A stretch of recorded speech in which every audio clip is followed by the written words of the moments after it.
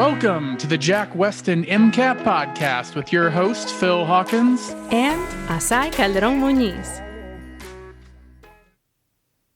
Welcome back to the AAMC podcast. I want to welcome everyone. This is kind of a big week. Westin MCAT podcast. Wish we were the AAMC podcast. Did I say AAMC? Oh my God, my brain is... Yes, I just really... The AAMC is going to be like, when did we hire Phil and Azaii? Not that I'm saying that they shouldn't do that. They probably should. But this is a big week. I was thinking about the AMC stuff because the opening for registration is this week. And so I know a lot of students are thinking about kind of registration. This is kind of the week where a lot of stuff becomes real, becomes official, becomes like all of a sudden they've got a date picked and there's a clock ticking down. And so we wanted to spend some time today talking about how to study because, like I said, it gets real for a lot of students around this time. And I think that there are a lot of times that students are studying in ways that are not effective or less effective than it could be. And I don't want to speak for other people, but this is the thing that is hardest about the MCAT, or at least was for me. And it's also the thing that was hardest about med school, was just the volume. And so figuring out how to study effectively and be able to learn more in less time became the name of the game. And so if you can figure out ways to study that are going to shorten that time frame, where I can learn this now in 1 day instead of 3, or I can learn it in 1 day instead of like learning in 1 day and then forgetting it like 2 weeks later. And like I actually have to go back and hit it again. And so we want to kind of talk about some of this stuff because it's something that's really, really important. I feel like it's less important earlier in your career, but when like you get to when the scopes get so big, when you get to the MCAT and med school, there's so much stuff, the volume becomes the problem. That's when like having better strategies becomes not just useful, but necessary.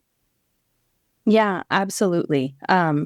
You're going to be bombarded with information as you continue in your career.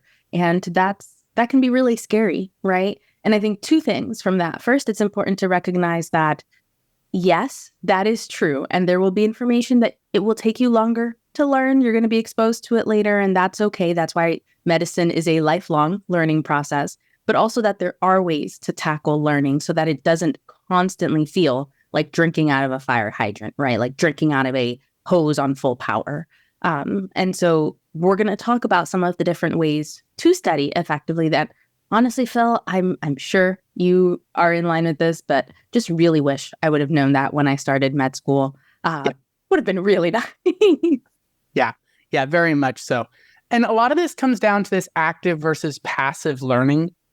I know I've mentioned this before on the podcast, but I don't mention it that often. A big portion of my research as part of my MD, PhD side of things was in memory. And I remember when I was going to med school, and in the first semester of med school, I was really kind of struggling to just keep up with the volume, where I was going to class all day. I was studying for like 6-8 hours outside of that, which left me like, 6 hours for sleep after that, because I needed to consume food, because turns out that's important. And like, I just didn't have more time. Like there was no way for me to, like, if I was struggling, I couldn't be like, oh, I just need to spend more time studying, because like all the time was spent. And what I was doing is I was like watching the lectures, rewatching the lectures, because they were recorded. I was kind of like reading through the books. My notes, my handwriting is pretty ugly looking. And I had a friend in med school was like, oh, do you just want to use my notes? Because she made really beautiful notes. I like commented once, like, this is so pretty. And she's like, yeah, I can just send these to you if you want them. And I'm like, yes, absolutely. And so what I was doing was kind of like going through all this material, but it was all passive, where I was looking at stuff that other people had done. I was not organizing the information in my head. I was just taking in the information as it was being thrown at me. And I was really struggling that first semester. I remember I talked to my PI, this person who was helping me kind of do the research that I was working on. And I was saying, like, I just don't know how I can learn any faster. He asked me what I was doing, and I explained to him all the stuff that I was spending my time on. And he was just like laughing. He's like, you know better. Like, we do research on this topic. Like, every single thing you just listed was a passive learning thing. You need to be active. And so, like, I made a switch after that first semester of med school, and I was able to study instead of like 6, 8, 10 hours a day, like 4 to 6 hours. And so all of a sudden I had more time, and perhaps more importantly, I was doing better, even though I was spending less time studying. And that was a big game shift for me. Like, it kind of shifted the way that I kind of approach stuff. And I see that sort of stuff a lot with students who are prepping for the MCAT. That seems sort of similar. Like I can get through more material faster if I'm passive, but then you have to keep going over it again and again, and it doesn't stick, because you need to make sure that what you're studying today will like be in your head 4 months from now. And that's something very different than what's going on in undergrad and in most students' educational career. 110% agree. Cramming is very often associated with passive studying beforehand and during the cramming. And so, yes, cramming can get you through some exams in undergrad. Cramming will not get you through the MCAT. Being very frank, right? It is a marathon, not a sprint. And just because this isn't the focus of this podcast episode, but I think it merits saying, making sure that, like you pointed out, Phil, in your story and your experience, getting enough sleep is incredibly important. You will not retain as much if you are cramming or going into the wee hours of the night and not sleeping. You're not going to retain as much if you're not fueling your body correctly. And rather than gasoline, let's stick to food, water, and things like that. Making sure that you're exercising. Phil, it took you a little bit to get that one. Yeah. No, I'm just thinking of some of the things I was doing that first semester. I'm like, oh, those were some bad decisions. And the thing is, they're reflex decisions for a lot of us, because we're like, okay, I'm not getting through the material effectively. I need more time. Where can I take that time from? Right. Yeah. And then those foods that are not necessarily the healthiest tend to have really strong impacts on our reward pathway. Right? Sugar being a huge one.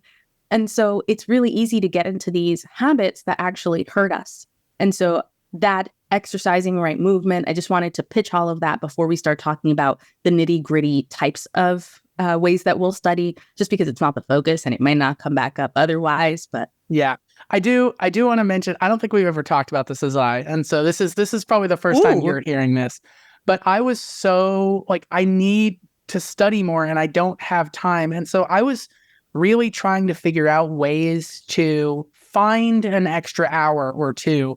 And so I did a bunch of research into like sleeping and sleep schedules. And it turns out that we have talked about this. It's better to sleep. And so like in terms of like performance on a short term, if you only have like 4 hours of sleep, it's better to sleep for 2 hours and then take a break and then sleep for 2 hours. They call it a polyphasic sleep schedule. And so I actually was doing that where I'm like, I need time to study. So I would sleep from like midnight to 2, get up and study for 3 hours, and then sleep from 5 to 7. And like, I literally am trying to find time. And honestly, that ended up making things worse after this. But like, I was just in this scenario where I wasn't efficient at all in bringing in information. I was bringing in lots of information, but none of it was sticking, which is something that probably some students out there can relate to this. But it was a major issue for me, and I was doing some very extreme things to try to fix this, but I wasn't going in the right direction. Yeah. And just in case anyone heard that first part and we're like, oh, I'm going to try this. At the end, Phil said that it did not go well. No. So to be clear, this is not something that is long-term helpful, or helpful in the long term, I should say. So kind of diving into thinking about the different ways that we can study, the first that we're going to be talking about are flashcards. And flashcards can be a very divisive topic, actually. Some people absolutely love flashcards, swear by them. Others are well, this is not super helpful. I've never used them. I've never found them helpful. There are different times and places, so to speak, where flashcards can be helpful. So there are a couple of different branching points that we're going to talk about with flashcards. The first is if you create your own versus you use one that is a deck that is already made. So if you have the time, making one yourself is more active because you are producing the material, assuming that you're not copying and pasting, right? Because if you're copying and pasting, you're back in passive. Yeah. So that's kind of the first thing. That said, and that can be typed, that can be handwritten, but the idea is if you are producing and synthesizing the information to form this new deck that is specific to your needs, it's going to be more active. A lot of people don't have time for that, or they're not sure where to start. And so a lot of people will also use pre-made decks. Now, if you just go and you just read these, that's passive, right? That is not going to be as helpful. You would want to do something with this information. You would want to, instead of just, sometimes what can happen is, yes, we ask ourselves, but rather than really trying to answer the question or really think about the definition, we just flip the card to read it. And that's passive, right? But if you really push, if you really try and think, okay, well, this makes me think of this other topic. And so actually I can get the answer, and you create something, you're actually moving into the active phase of studying. And so how you use this resource is more important, I would argue, than just using it or not using it. The second thing is, go ahead. No, you're absolutely right. I was just like, yep. The second thing that you want to think about is how often or how consistently you're using these. So if you're using the flashcards once a week, right, and starting at different places, it's not going to be as helpful. Whereas if you're using it for spaced repetition, right, it is going to be more helpful because you're going to be seeing the material at eventually increasingly longer spaces and more spaced out, but starting off closer. So that way, that curve of forgetting, right? So we're, if you don't know what that is, look it up. You do need to know that for the MCAT. Yeah.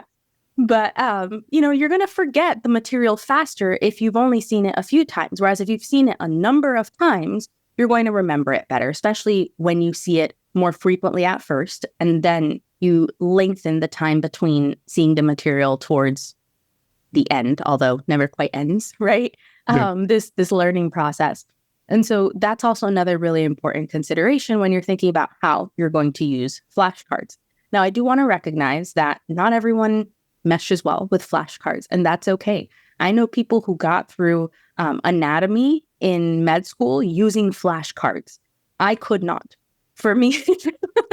So Phil, you are one of them. Me, yes.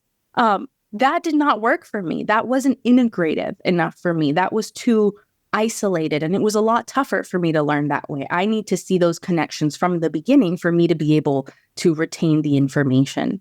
And so you also have to think about how you learn. And when we're talking about all of these different things, it's important for you to think about what has worked for you, not just in the past, but when you're studying for the MCAT. Because remember, you're studying for something differently now. And so just because it didn't work in the past, or just because it did work in the past, doesn't mean the same holds true now. I know I've talked a lot. There's one more thing I want to say, but go for it. Okay. And then with flashcards, something else to think about is when in your study process you use them. So these are really great for content. They are not so great for trying to reason the way you do with an AMC question, right? And so if you're in the content phase of your MCAT prep, which we talked about in the prior podcast episode, then this is a great opportunity to integrate flashcards, especially if folks are using flashcards for CARS vocab, for example. That's something that you want to get started with early. If you're using them to help just remind yourself of equations. We're going to talk about another resource that I personally really love for things like that. But this is a place where you can start integrating that. When you're primarily doing questions and in that application and practice phase of your MCAT studying, this isn't going to be as helpful, right? You should be reviewing to maintain rather than reviewing to learn at that point. And so those are kind of those three branching points and three main buckets that I want us to think about when flashcards come to mind. Yeah, I do kind of like this active versus passive thing. It's always important to like understand how are you going to be tested on this. The MCAT is not a vocab test, like by design. It is not trying to like just connect the words. And I think that's how a lot of times students study with flashcards is they're like, oh, like they're just like connecting words, but they're not necessarily understanding how those things are related, right? So they'll like have a flashcard that says the glomerulus of the kidney, and on the other side it'll say cells and proteins, because those are the things that like it's separating from the rest of the blood. And if you just think like glomerulus, cells, proteins, and like students will like connect those two super well. That is, I mean, you do know something now, but like reviewing that flashcard isn't going to help you as much if you don't understand why that's important and what's going on with that. Because the MCAT's not going to ask you, like, what does the glomerulus deal with? What they're going to ask you is, if you have a glomerular kidney disease and you have proteinuria, how is that going to affect swelling in the legs, right? And like the idea there is like if you're peeing out proteins, you have less proteins in your blood, which means you have less stuff in your blood. So your blood's going to become hypotonic. And so water's going to want to leave your blood and go into your tissues. And so you start to get like swelling in your legs and hands because your glomerulus is not keeping the proteins in your blood. And like, that's how the MCAT's going to test this. And I think very often students, when they're doing flashcards, are so focused on like, I'm just connecting these words together, but it's not necessarily that understanding. And so that's one of the reasons I think it's generally a lot better to build your own flashcards, because it forces you to think about like how, like what's going on here, rather than using flashcards someone else has built. Oftentimes students will just connect words. Now, it is useful. Like if they say like, what's the equation for resistance? And you like, oh, resistance is resistivity times length over area. And like that, like that's actually kind of useful because that is just a fact sort of thing that you need to be able to understand. So there are times and places for those. I find flashcards tend to work really well, especially with equations, just trying to get those down. A lot of times students still need some help trying to figure out when to use what equations, because the MCAT like comes at things from weird angles. I often feel like psych also works pretty well with that, but you have to be really careful to like apply it, because the MCAT's never we're going to ask you like, what's the definition of functionalism? Like they never ask for definitions. It's all application of things. And so if you are making your flashcards, I would encourage you to focus more on the application of like, what is this thing and what does it mean? Right? And like, how would it be used? So like focusing a little bit more on examples than definitions, because that's how the MCAT's going to test you is, can you apply this term, not have you memorized the definition? A lot of times the MCAT like sets up almost traps where like everyone like memorizes this term, and then they ask you about that term, and like you have these connections together. And then in the answers, they'll use the word, but in the wrong context. And so if you're just connecting words, you're going to pick the wrong answer. But it's because that's by design, because the MCAT's trying to test to see, do you conceptually understand this, rather than just connecting words together. I think flashcards are nice because there's a very clear dopamine feedback loop reward system of like, yeah, I got it right. Next flashcard. Yeah, I got it right. And like, it's really rewarding. Like under like, you know, like a definition of like reward in the reward system in the brain. And so it keeps students engaged. It can help students stay motivated. But a lot of times I will see students like continually doing tons of flashcards over and over because they have this reward system and it feels good, but it's not actually helping them as much because they're focusing on kind of the wrong aspect of it. Don't get me wrong. I love flashcards. Flashcards got me through anatomy and physiology. I had a flashcard stack, like handmade flashcards that was like 2 or 3 feet tall. And like, that's how I made it through that. But like understanding how the MCAT's going to test you and connecting those things to how you're studying is definitely important. Yeah. And super quick, flashcards do not replace other forms of content learning. Flashcards do not replace AMC or general MCAT practice, right? This is not a replacement. It is a supplement. Really important to say that. Yeah. Now, when you have like more complicated, like like what I was saying before, like if they're asking you like what's the equation for resistance, that's one thing, right? Flashcards are really good for that. But if they ask like how does the kidney work, and like that's a much more conceptual thing that often kind of like understanding kind of how everything works together and fits together and kind of works as a unit when you put all the pieces together. That's a little bit more of a complex idea, and that often is hard to kind of get from just like a flashcard. So that's where a lot of times like videos and like books and those things are useful. And I know that I was saying like just reading books and watching videos was like passive and that's what we want to stay away from. That doesn't mean like videos and reading is like not useful. As in some ways it might be like one of the most useful things you can do for certain topics. Especially when you have complex relationships between things. The key there, though, is to not just sit and be passive while you're taking that in. Being more active, like taking notes, creating review guides and things like that. We'll talk about that more as we kind of go along. I think that those are really important. And also, like videos and books can help you connect topics together a lot better. That's something that we do, like I do in the course, like in the lectures, like when we talk about how does a battery work, like in that lecture, we also talk about the electron transport chain because like that's something that you can connect to it, that the AMC will connect to it. And so like if you were just looking at a flashcard, it might not be obvious that like, oh, like the electron transport chain kind of functions as a galvanic cell where this like spontaneous process is providing us energy without us like losing energy into that system. Like if we lost energy doing the electron transport chain, that would be useless. So it's definitely not an electrolytic cell. If any of you guys are confused on that, definitely come to like a free trial session or, get into the course. I know we let students into the course for 5 days for free. So just hop in and watch that video on the electrochemistry section. But like videos are useful for that, for like understanding like complex scenarios and connections between topics. Yeah. And I think that's a really key differentiator, right? The complexity of the topic will affect how you study that topic.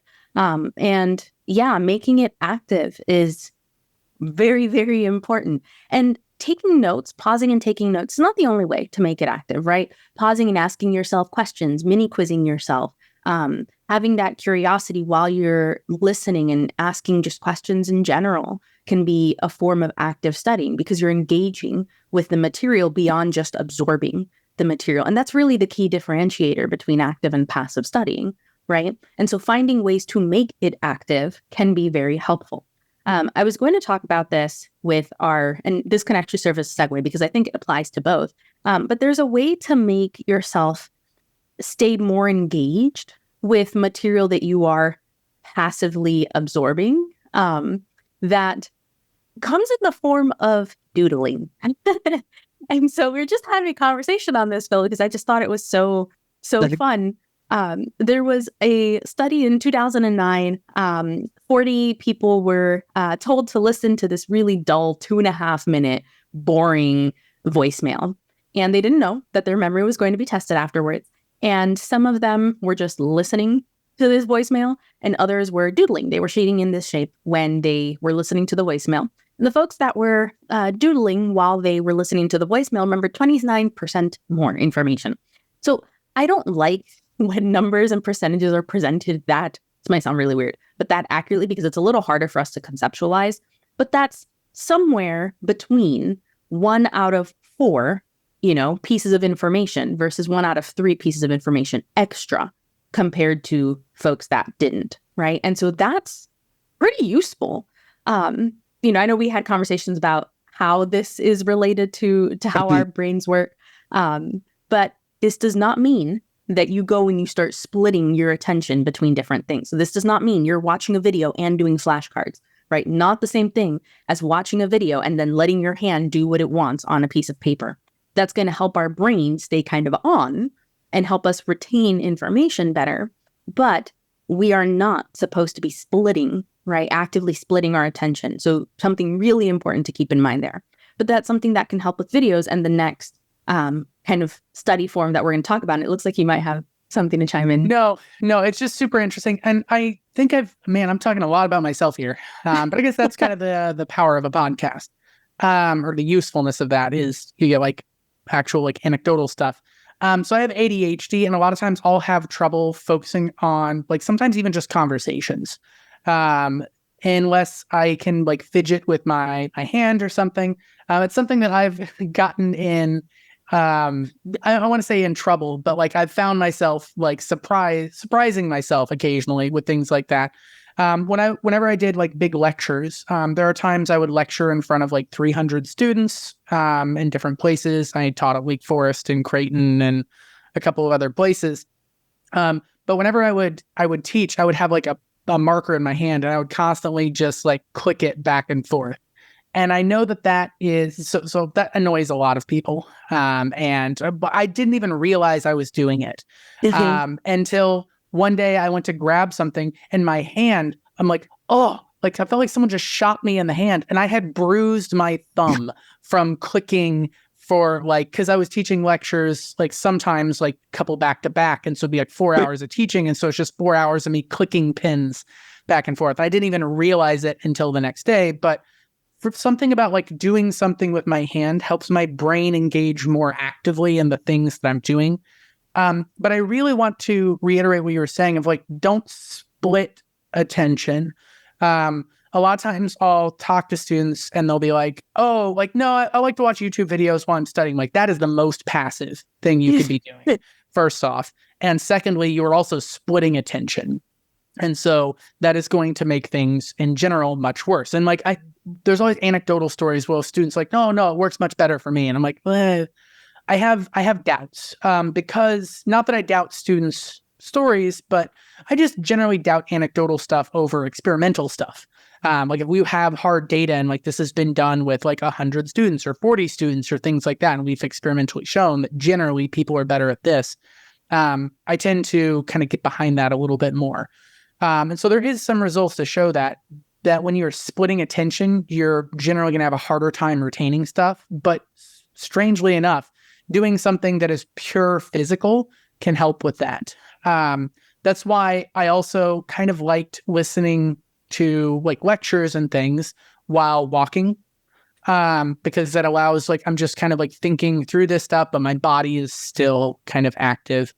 Now, I know a lot of times students like to listen to music while they're studying, and there is like a part of me understands this. So I grew up on a farm, and like I was like constantly used to like animals and like noises and like, you know, chickens and roosters crowing and cows and just, you know, I had a bunch of siblings, and like anytime I studied, it was constant chaos around me. And then when I went to college, I had a harder time like sitting in a library in a quiet room studying. Like it felt like the quietness was oppressive almost. And like I couldn't kind of get engaged in the topic because I needed something, some auditory thing outside of that. I really find it useful personally. And this is free, like anybody can use this if they feel like that might help them. But I really like to listen to specifically video game music. Because music for video games is designed to be something that is going to keep you engaged in the tasks that you're doing, but not withdraw your attention to paying attention to words. And so that's why most video game music doesn't have words, because words and ideas and thoughts that can draw your attention away from things. And so if you feel like you need some noise, like listening to like video game music without words and things like that can help you kind of like still have that auditory thing kind of going on. But it's actually really interesting if you ever want to dive into that, because they're usually these kind of like building things to keep you engaged and energized and focused and keep you moving forward. Because there's a lot of music that'll like kind of like calm. And so like it's specifically designed to push you forward and make you like engaged, but also not distract you. And I found that personally pretty useful. I love that you brought up music. It was something I wanted to talk about as well, because it's something I think that a lot of people are recognizing has the potential to be useful or harmful when studying. And I don't know how familiar you are with the different color of noises. It's like white noise, pink noise, brown noise, green noise. purple noise I recently found out about. But there are some, they all have slightly different, frequencies that they're playing out, the different noise colors. And some have been shown to be helpful with, or potentially helpful with learning and studying things like that, because they're, highlighting different frequencies. They might be able to block out different types of noise. So if you are in, a place that is otherwise noisy, you might be able to use some of those noise colors to help with the sound in the area. And I've actually found that helpful when I'm at the public health school. The study area is more of a kind of collective open study area, whereas at the med school, they have these kind of individual cubicles in addition to the more open areas.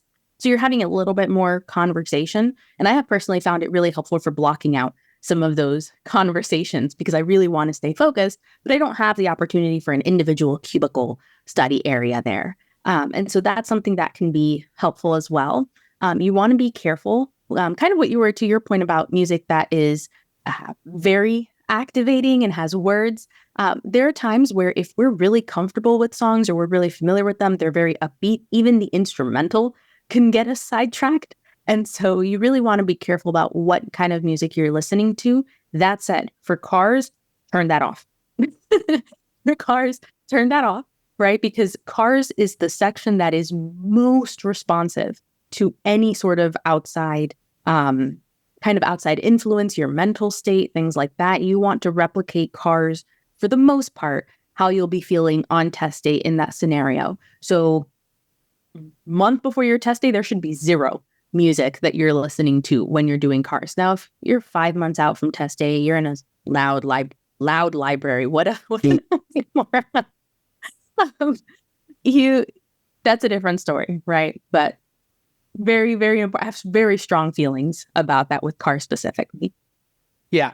Yeah. And I think just kind of trying to replicate what is going on test day is important when you're doing practice. Exactly. And that's what you're doing with cars. Like there's no studying for cars. Like you don't need to, I need to go read up on Richard VIII because I might see a passage on it. Like that's not a thing. But if you're studying, that maybe makes a little bit more sense because you're not going to be studying on the day of the MCAT. And so like there's a little bit of a separation there between practice.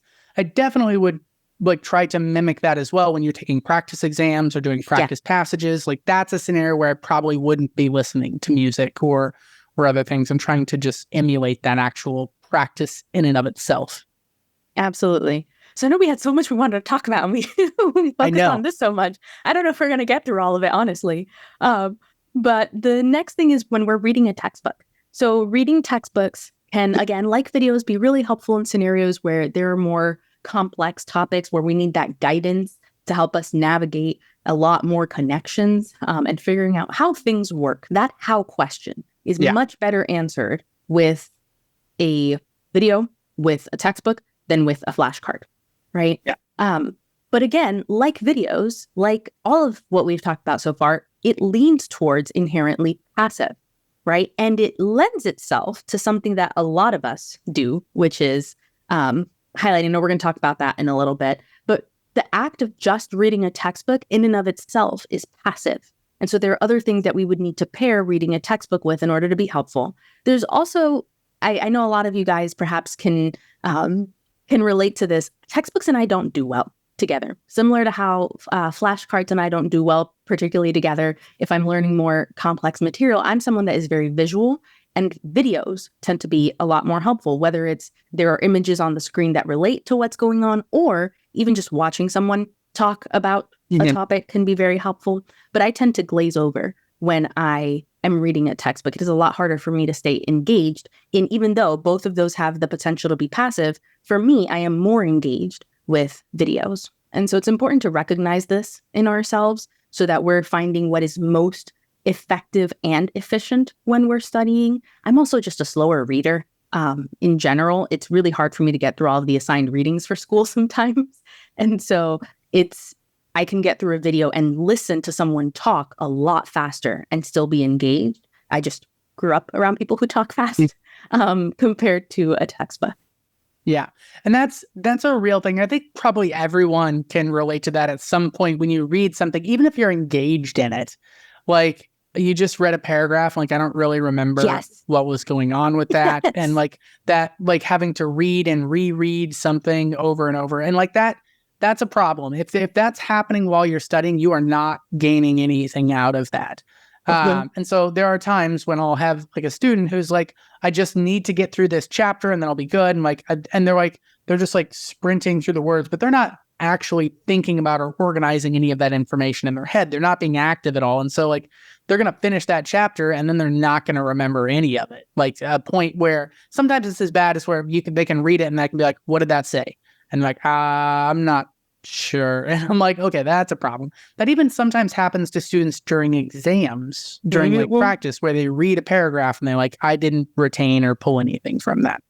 And so that's something like, even if you don't like practicing with textbooks, it is a useful skill, is to like be able to read and stay engaged in something, because that's what you need to be able to do on test day. And sometimes that's one of the reasons the MCAT's so hard, is you're 7 hours into this exam and you're still reading passages and it's just like everything's swimming and nothing's sticking.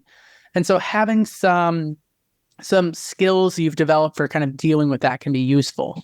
Now, for me personally, I really liked highlighting in textbooks, especially when I was in med school, and just keeping my brain engaged in that. It's kind of a like organizing the information in my head and kind of thinking about how to organize that in and of itself was like kind of the most important part.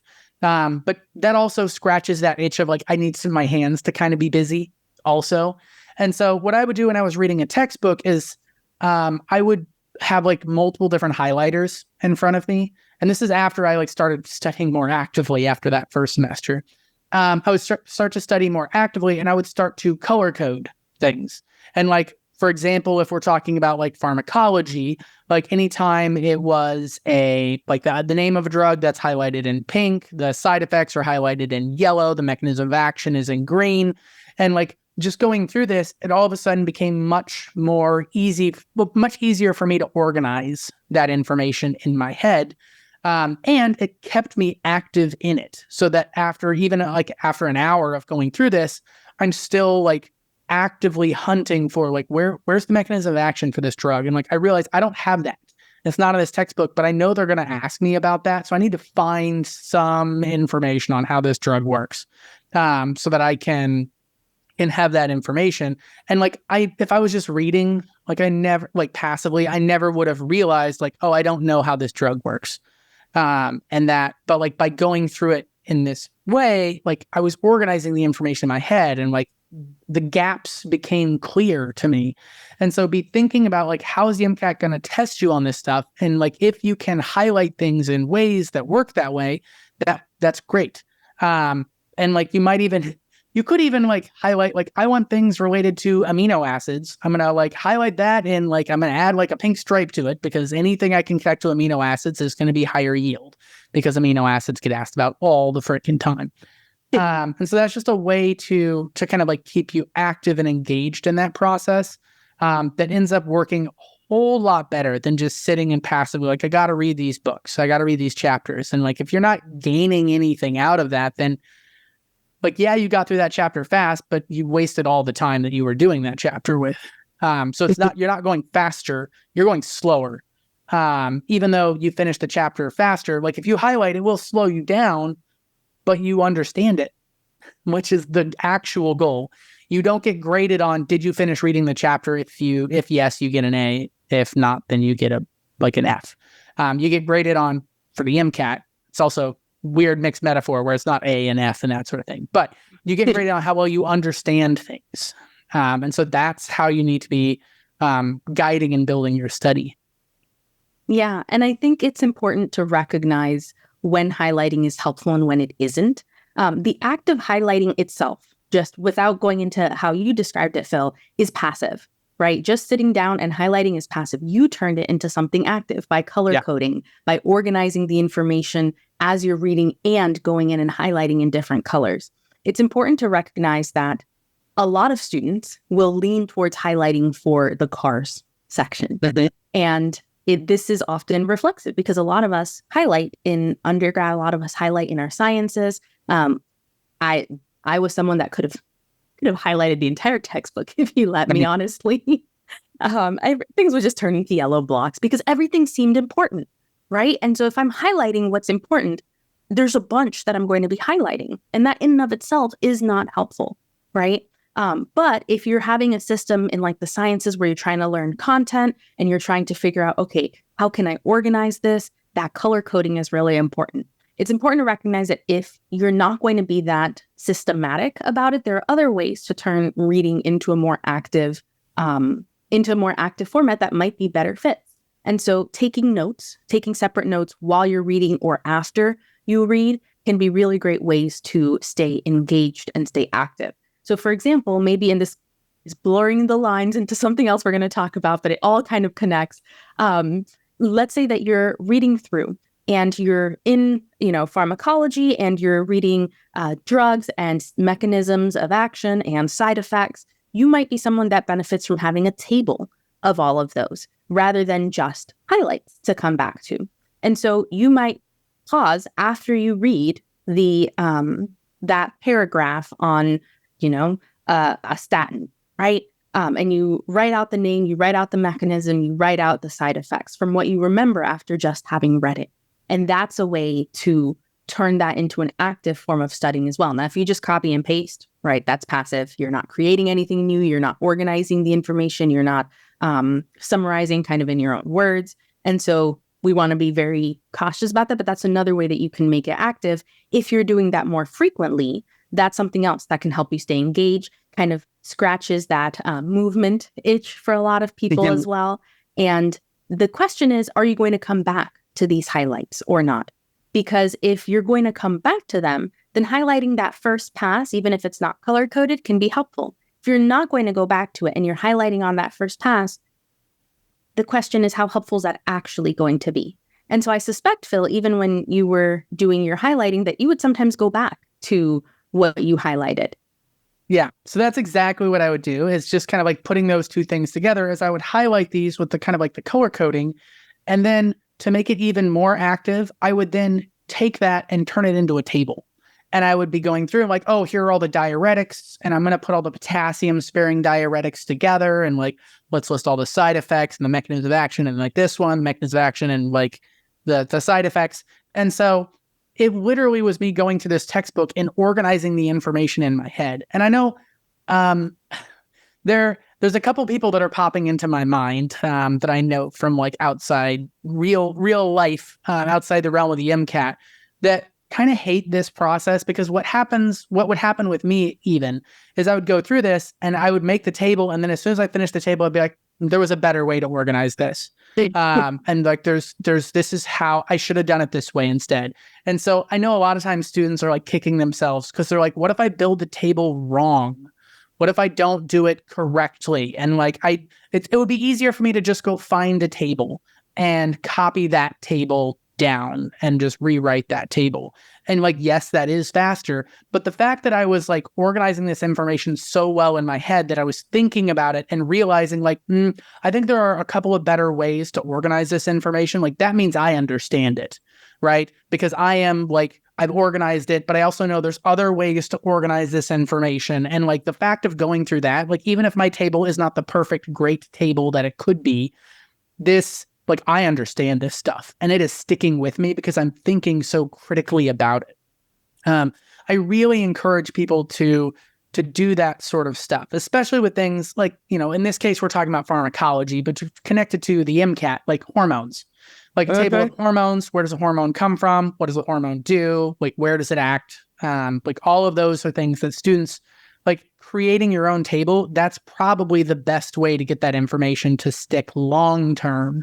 Now, that being said, having other tables to reference and to look at can be incredibly useful.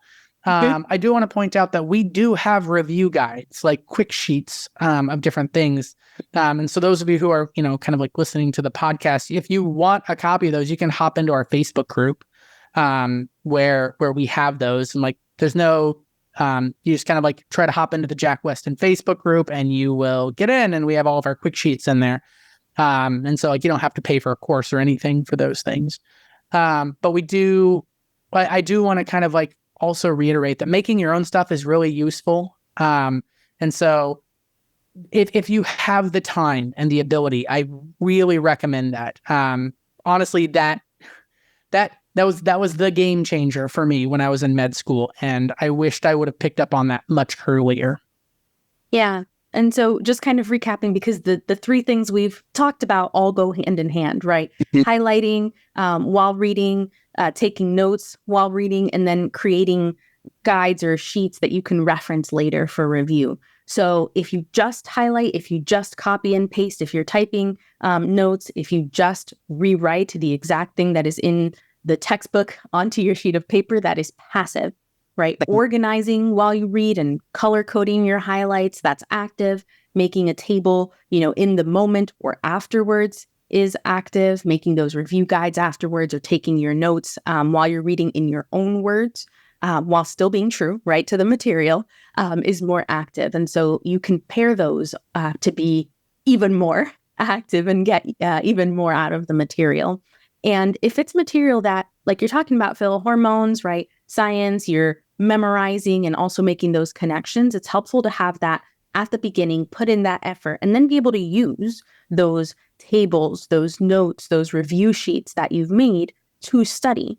And so I'm a very big proponent of review sheets, and I know you kind of already touched base a little bit on that.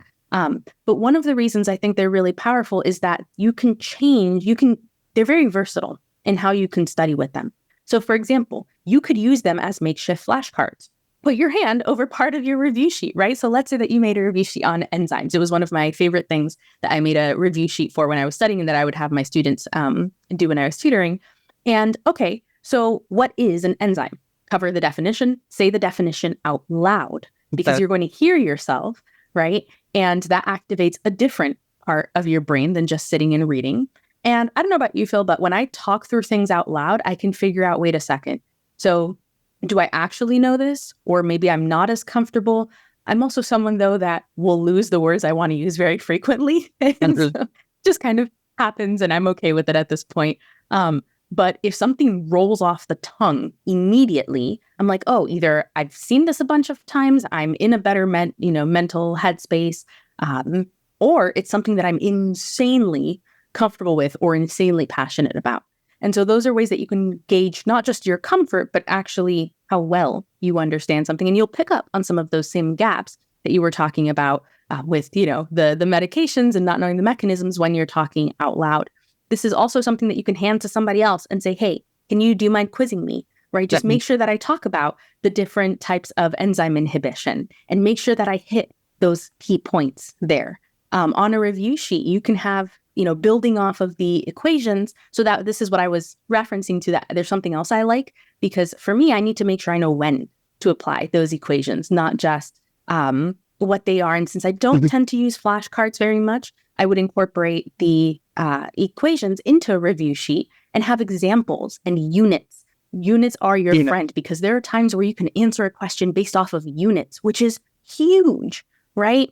And so that's another way to use review sheets and talking through them out loud, handing them to someone else. So they're very versatile. There are a lot of different ways that you can use review sheets, in addition to passively reviewing them on the bus ride or the car ride to class, or, during your lunch break. But there are different ways that you can use review sheets, and a lot of them are active. And so the process of creation is very often active. The process of review should be active, and that auditory component can be really helpful. You don't need a review sheet to talk to somebody and ask, to explain something to them. But it's just nice for them to have it to reference, especially if they are not in the MCAT and pre-med world. And I find that almost more useful sometimes. Like if you're talking to somebody who knows all about the science and the MCAT, like you'll just use the words like normally.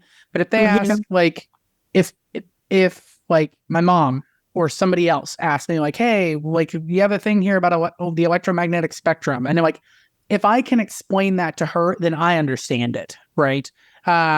Because I'm able to like use different terms and like speak about it a little bit differently, rather than like how I would, like, oscillations of electric and magnetic fields. I'm like, okay, well, there's these fields that oscillate. That's actually what light is. And so the electromagnetic radiation is just another name for light.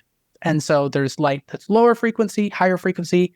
There's the middle, which is visible, and that's why we have different colors. But outside that, we can't see it. So like a dog whistle, we can't hear that because it's too high frequency. There's that stuff like that with light. And that's what like UV rays and X-rays and gamma rays are. And like if I can explain that, then I'm in a good spot. And I would actually encourage students, like there are going to be some topics where you're good. Like if somebody asks you like what's an electron, like you maybe don't need to make notes and like build review sheets. Like if you can, without having done that yet, if you can explain this in lay terms, then you're probably fine and kind of skip over that. A lot of times I'll have students ask me like, how do I need to like, how long should I be spending on each section and chapter? I'm like, well, it depends on how comfortable you are with it. If you are less comfortable, put more time in it. Make review guides, make study sheets, make those things. But if it's something that you're pretty comfortable with, then you can explain it to like just a random person on the street. You don't need to do that. And so being able to kind of adjust that. I do want to kind of mention though, there's something known as multimodal encoding, which is using kind of MCAT terminology there. Encoding is like forming long-term memories. And so it turns out that like there's experiments that show that when you read something out loud, it will stick with you better than if you read it silently. And that's because you're able to create memories, not just of like what the words are that you're reading, but also memories of saying it and memories of hearing it. And those are actually different types of memories, and your brain can tie all of those together. So it turns out that if you can kind of like mix different like details and facets into this, it will help you kind of retain things. I would do the same thing with kind of like color coding stuff. I found that really useful for myself personally. But anytime I wrote about anything in the sympathetic system, I'd write it in red. And anytime I wrote about the parasympathetic, it was blue. And that just made sense to me because rest and digest is calm, so that's blue. Like fight or flight, that's like blood and action and like that sort of thing. So that's red. And so there would be times where I would have a question on something and I'm like, oh my gosh, I don't remember if that's sympathetic or parasympathetic. But then I would remember seeing that word in blue. And I'm like, oh, that's parasympathetic. And so I was able to kind of like create these more complex compound memories. And my study guides were even more useful because of the color coding facet of that.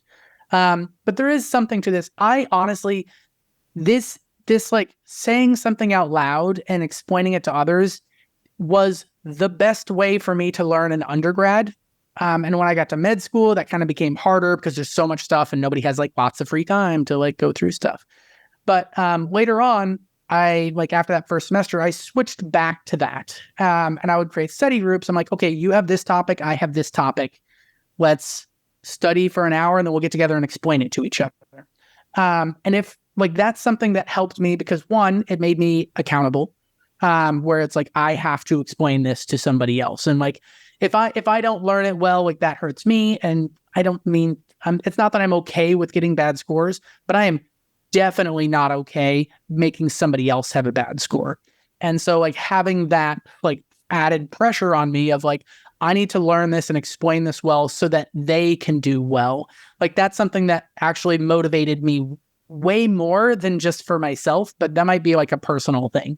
But like going through this, like that actually helped me quite a bit and like physically explaining things out loud. And to be honest, that is 100% the reason I have the job that I have today, which is explaining things, is because I like explaining things and that helped me learn. And so it got me passionate about the learning and then passionate about the explaining. And that's what snowballed into like an entire career, which is not what I thought I was going to be doing. I figured I'd be doing like research in a lab nonstop and like taking tissue samples and things like that. But it's kind of weird that worked so well for me and it became fun. And if you can make your studying interesting and engaging to you, that makes it way better and makes it easier to stay motivated and on top of things. Absolutely. This is not something that you can only do with other people. I had a student who would talk to their stuffed animals. Another one who put up a sticky, I think it was of a stick figure. on the wall and would like talk to the stick figure. So it doesn't have to be to another live human being. Pets, I've heard people say that they talk to their pets. Totally viable option, right? It's the act of saying it out loud, of hearing it, of hearing yourself and figuring out, okay, not just how comfortable am I with the topic, right? But how well do I actually understand it, which is what you were getting at, Phil. And this is something I know we've talked about on the podcast before. It's not just whether or not you like a topic, it's how do you do on that topic that matters even more, right? And so this is really going to hold you accountable. And even when you know a topic really well, talking through it out loud can still be helpful to reinforce the material and use it in different ways. So let's say that you are part of a study group right now. If someone has questions on something you're confident in, you can still totally respond, right? That's helpful to them and still helpful to you. And so that's something to think about when you're walking through this. Yeah. That ability to like have that interaction where somebody would ask me something like, "Oh, I actually don't know." And like, "Oh, I didn't even realize I had that gap." And now I do. And so like that really helped. I also really like the idea of like trying to explain fluid dynamics to my dog. Like that, just that idea makes me very happy. But like those are things that I can't endorse strong enough. Because for me personally, that was also like a big thing that kind of moved the line. And I know we kind of talked about like this, but I just kind of want to reiterate, right? Like taking notes, color coding, organizing this information, creating my own tables, making those review guides, making my own notes instead of like using somebody else's, and then getting together to kind of explain that to each other. Like all of those things like amazingly moved my ability to learn more in less time, where instead of 8 hours, I was spending 4 hours and I was doing way better. And so I'm really passionate about this. And so like, I can't endorse this stuff enough. Because honestly, I was in a point where I was like waking up at 2 a.m. to study for 3 more hours. And like, just because I felt like this is the only way for me to do it. And turns out it was possible to do it and also have fun while doing it. And so if you can do that, that's incredibly useful. There is something that we haven't talked about that is probably the one active thing that I think every MCAT student does. Not everyone does all of these things, but if you're not doing this, this is a problem. But that's practice questions, because those are active, because it's forcing you to stop and think about how to use this, because the questions are not like, what was on that flashcard you looked at on Tuesday? Like, it's like, no, which of these is an example of schizoid personality disorder? And like, there's scenarios and you have to think actively about that. So practice questions, full-length exams, those are especially useful. Those are also active. So that's why it's useful to do practice questions. That's why like in the course, after we have a lecture on electrochemistry, we're giving you questions, because that's forcing you to think about like, how do I use this information? And that's going to stick a whole lot better. Absolutely. The review of that is also insanely important. Yeah. And I would argue for some sections, especially cars, it is more important than actually doing the questions, because with cars in particular, it's just strategy. You don't have content to fall back on.